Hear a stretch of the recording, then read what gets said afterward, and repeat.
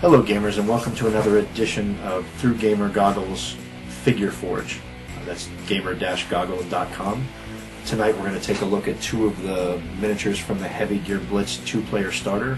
A Hunter, which is from the Northern faction, and a Jager, which is from the Southern faction. The figures come with multiple components. I'm going to walk you through just basic construction of the standard for each of these gears, but this is going to be just the standard loadout. So to begin with, I went ahead and glued the legs to the bases because it makes them easier to work with as we glue things. There's a lot of things that you can do to jazz up what I'm going to do. So the first step with these gears is to get the torso glued to the legs, and that is what I will do first. It doesn't take a lot of glue to hold them. We are using Jager. It is the brand of glue, and we've had pretty reasonable success with it.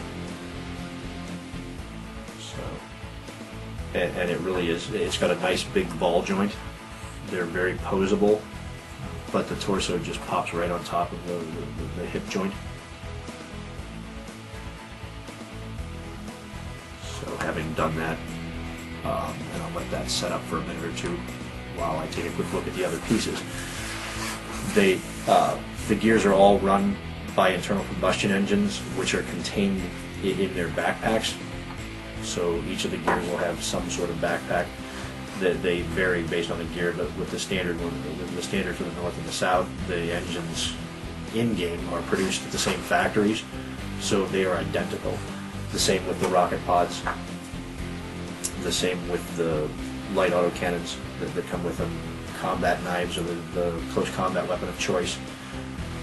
So construction is pretty simple on these. Once you've got the torso glued to the legs, the next step is just to get the arms on. Posing with these arms is not a big ordeal because you're going to add the weapon to it after it's on the miniature. At least that's how I do it.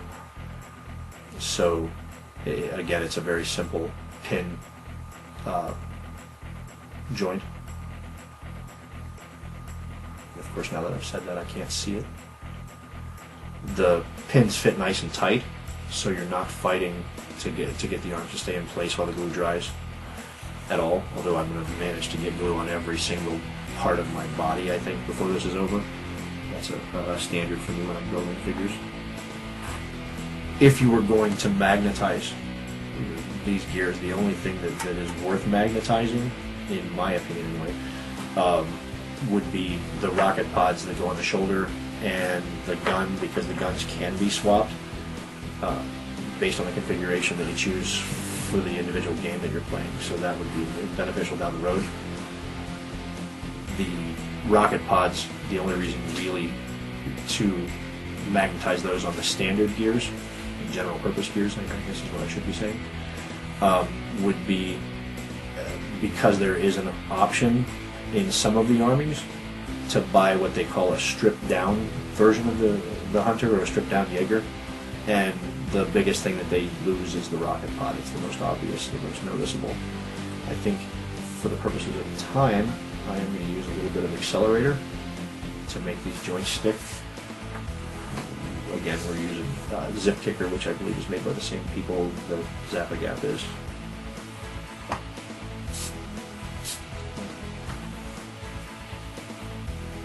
And then the trick again is to keep from gluing yourself to everything that you touch once you start using this stuff.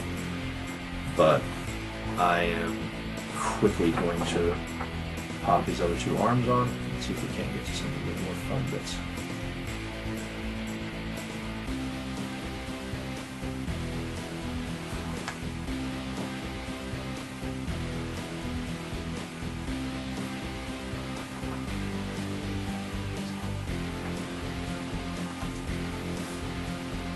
As I said before, these joints tend to fit very nicely together. However, the hip joint is not holding. We've got a big spray also. The order that I put things together is just simply based on literally building hundreds of these. This is one of my favorite games in the universe. And at points throughout the last 15 years or so, I have owned every army that they've had available, although there is a new faction being released now, this weekend or shortly after, called Nucol, and for the first time in my time with DreamPod 9, this is a fully new faction with all new models. They've even added their first transformable heavy gear. They're calling it a tank strider, which is the striders are the larger gears. They tend to have multiple crew positions as opposed to the normal gears, which are always piloted by a single pilot. Once the arms are on there and relatively held in place, the next thing that I tend to do is put the heads on, because I like to see it looking back at me, I guess. But again, the head is a simple ball joint, so the heads are very positionable within the surface that they're glued to. They do glue to a the flat top of the torso in both cases, so most of your movement is left and right. They're next, or at least I put them on next. You don't need much glue again for any of this, so in the places where it has appeared that I've had a lot of glue, it's either because I'm fumbly and silly, or still learning this new glue model. It's not because it's necessary. The backpacks have a tab on them that rides directly on top of a protrusion on the backs, so they go on very easily. That tends to be more common with other games, I believe, because the Heavy Gear miniatures and the Heavy Gear games are fewer and far between by comparison to some of the other major titles that we're going to cover on our website on a regular basis. However, that doesn't mean that this game is any less quality whatsoever. In fact, I would put it up against anything on the market right now. As far as the total quality of the game, there's nothing better out there. Nothing better out there. Years and years of playing games and running their game and loving their game has made the guys at DreamPod 9 very proficient in putting together a set of rules. And I would have to guess that they have the same love that I do for big stompy robots. So this is, I would assume, a labor of love for them, but it's most definitely something that I enjoy.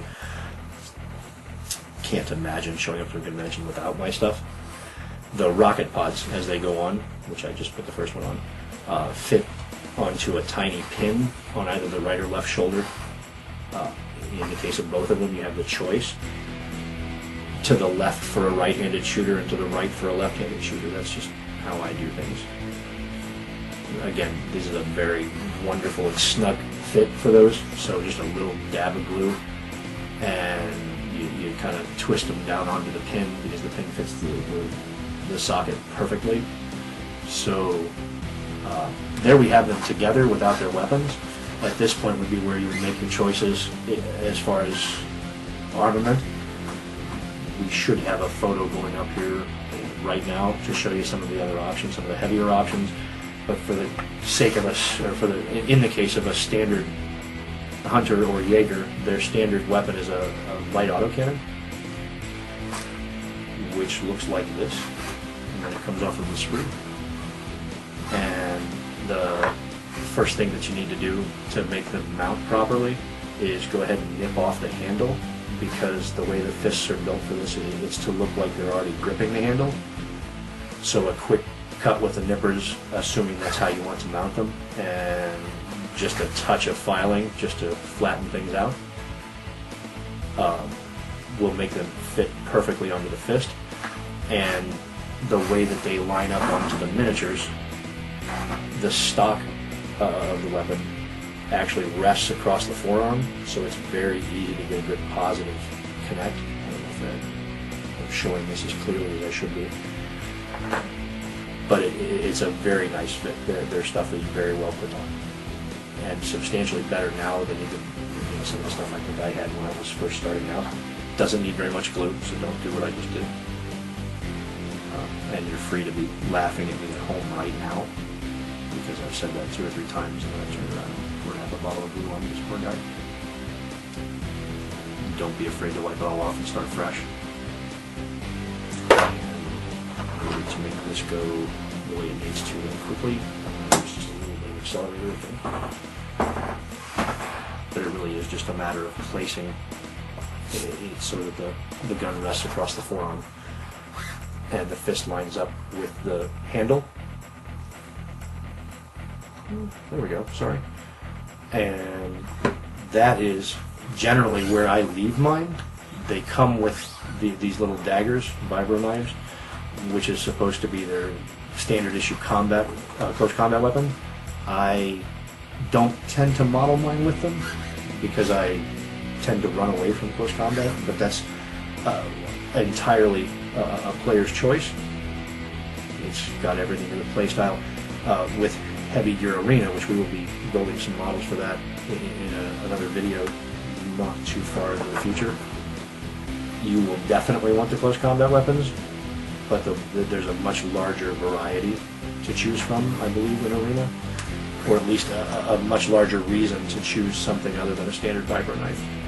The power maces and big thumpy axes and so on and so forth actually add substantially to your close combat ability, where, as I think it should be, at least in the standard military version of the game, which is Blitz, where you're covering standard military units on standard military missions in most cases. I just don't imagine a guy in a 16-foot tall, 15, 17, 18-foot tall robot wanting to run up and see if the guy across from him can punch his head off. But for the purposes of the video, I'm going to go ahead and mount these. And again, this is, again, this is a matter of personal preference. You could magnetize these. I clip the handle off like I just did there, flatten it out just a touch, and it mounts directly on top of the fist. And again, because of fluff reasons, I would guess, is the best way to describe it. The gears are all produced by manufacturers that sell to both the North and the South. So all of the vibro knives look the same. All of the light autocannons in the game tend to look the same. And you literally just set this on top of the fist so that it's square. I'm going to give it just a little shot of the zip kicker, hopefully to help me not do what I just did. They're a little bit on the small side. I have been known to use like a set of hemostats, medical plier, or even a pair of nice small hobby type needle nose pliers to hold things. That's just because I tend to glue myself to everything and also have big pudgy fingers.